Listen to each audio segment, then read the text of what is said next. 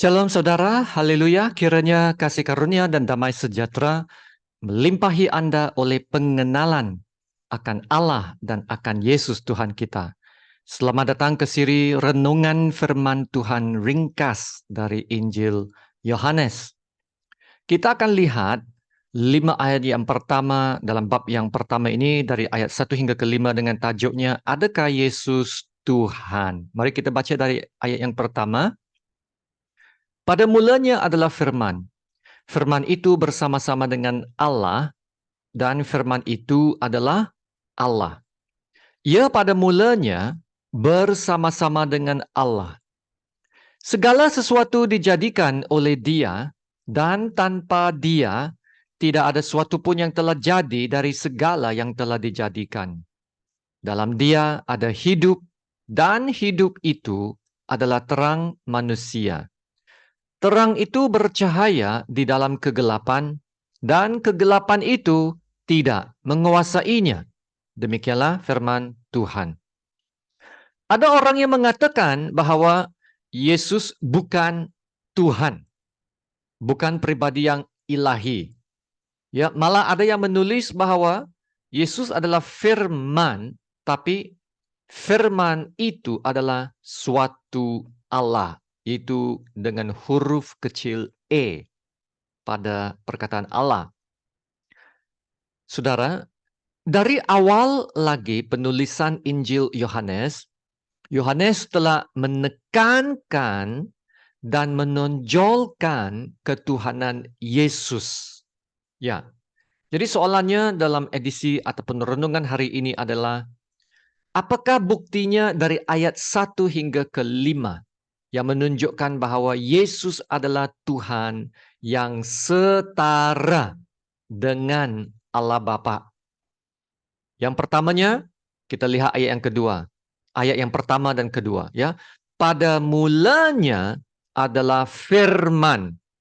Firman itu bersama-sama dengan Allah, dan firman itu adalah Allah. Ia pada mulanya bersama-sama dengan Allah. Saudara, frasa ini yaitu pada mulanya. Inilah frasa yang sama dengan frasa yang digunakan dalam Kejadian bab yang pertama ayat yang pertama, yang merujuk kepada penciptaan. Jadi dalam Injil Yohanes, Yohanes coba memberitahu kita bahwa apabila Allah mencipta bumi dan langit, firman itu sudah ada.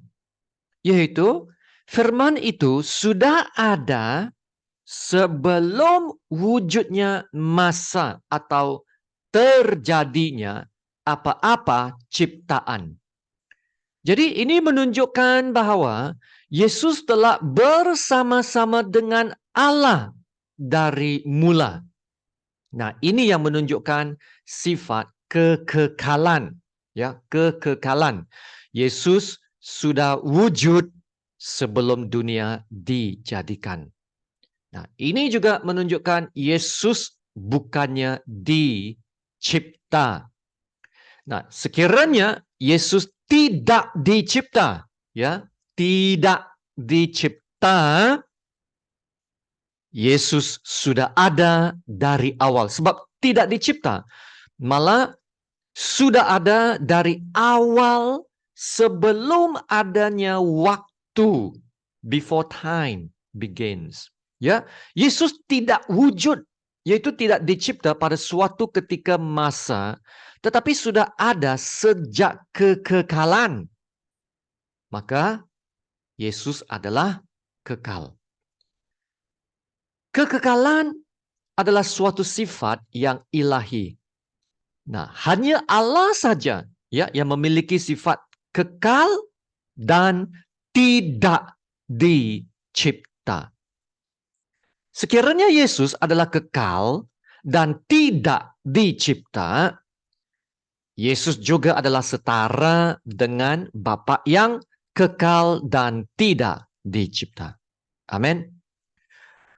Dan seterusnya dalam ayat yang ketiga, segala sesuatu dijadikan oleh Dia. Segala sesuatu dijadikan oleh Dia, yaitu Yesus adalah pencipta. Ya, dan Yesus menciptakan segala sesuatu, sebab segala sesuatu dijadikan oleh Dia. Sekiranya Yesus mencipta segala sesuatu, nah, Yesus adalah pencipta yang ilahi dan bukan makhluk yang dicipta. Ya, pencipta bukan dicipta, dan pencipta itu tak boleh dicipta. Nah, saudara, hanya Allah yang dapat mencipta segala sesuatu. Jika Yesus mencipta segala sesuatu, maka Yesus juga setara dengan Bapa yang Maha Kuasa. Dan ini juga disebut dalam Kolose 1:16. Apa yang dicipta oleh Yesus? Kerana di dalam Dialah telah diciptakan segala sesuatu yang ada di syurga dan yang ada di bumi, yang kelihatan dan yang tidak kelihatan, baik singgasana maupun kerajaan, baik pemerintah maupun penguasa. Segala sesuatu itu semuanya diciptakan oleh Dia dan untuk Dia. Jadi saudara, jika Yesus mencipta segala sesuatu seperti Allah yang dapat menciptakan segala sesuatu, maka Yesus juga setara dengan Bapa yang Maha Kuasa. Amin. Nah, seterusnya dalam ayat yang keempat, dalam Dia ada hidup. Yesus adalah sumber hidup, sebab dikatakan dalam Dia ada hidup. Allah yang mencipta, Allah juga yang memberi hidup. Ya, seperti mana yang kita dapat lihat dalam Kejadian 2 ayat 7, di mana Allah menghembuskan nafas kepada manusia pertama Adam, dan ia menjadi makhluk. Adam menjadi makhluk yang hidup. Sekiranya Yesus adalah sumber hidup, Yesus juga dapat memberi hidup kepada apa yang Ia cipta.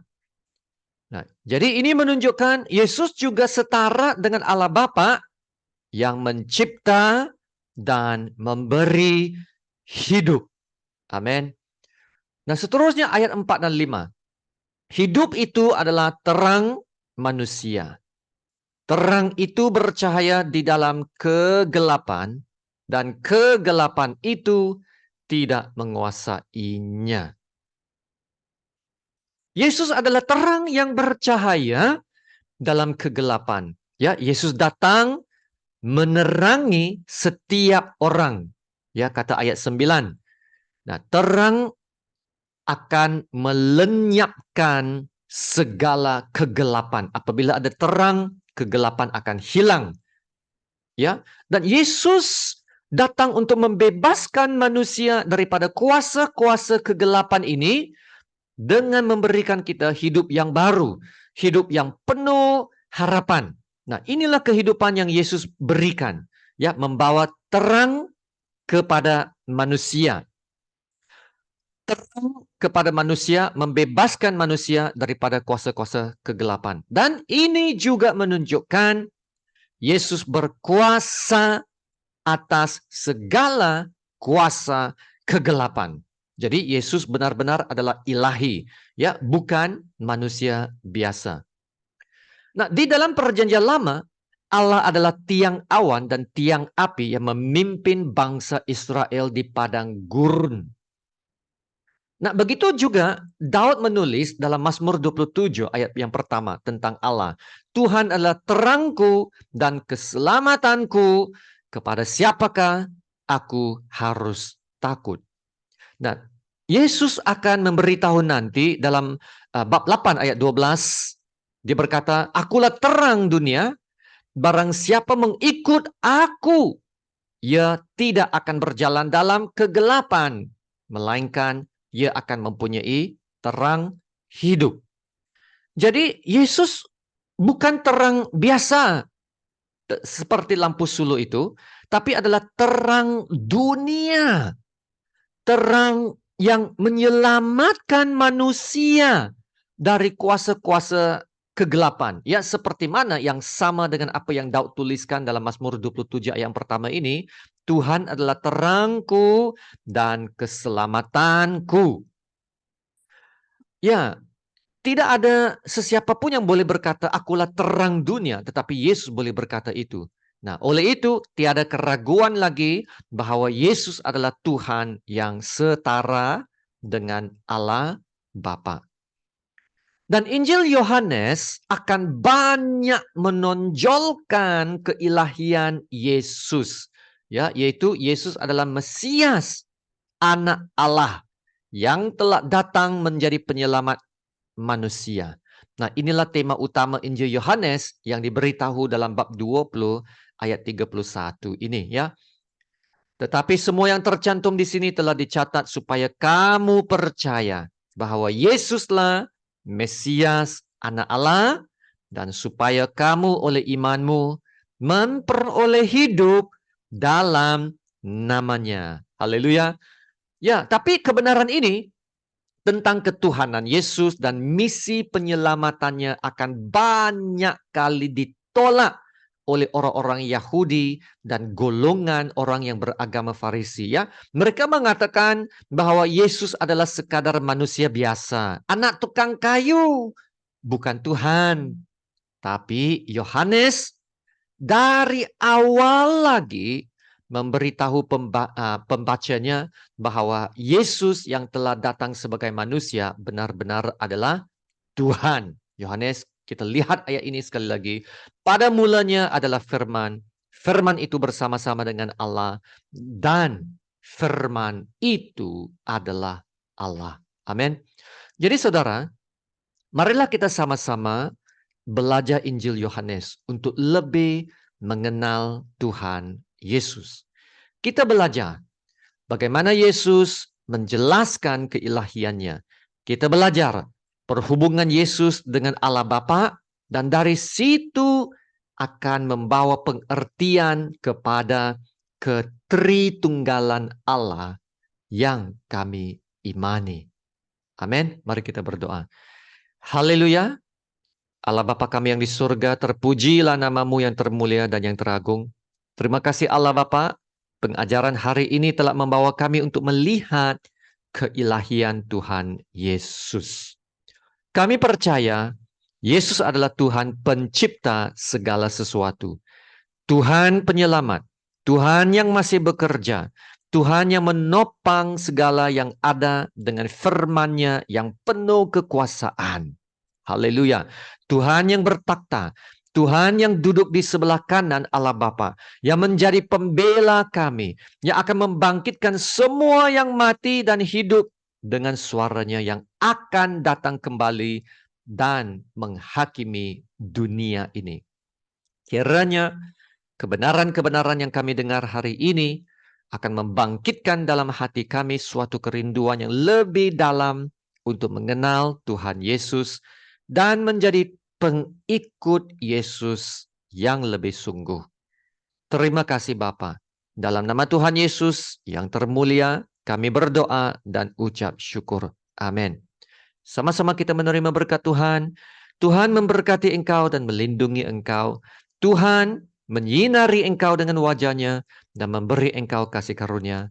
Tuhan menghadapkan wajah-Nya kepadamu dan memberi engkau damai sejahtera. Amin.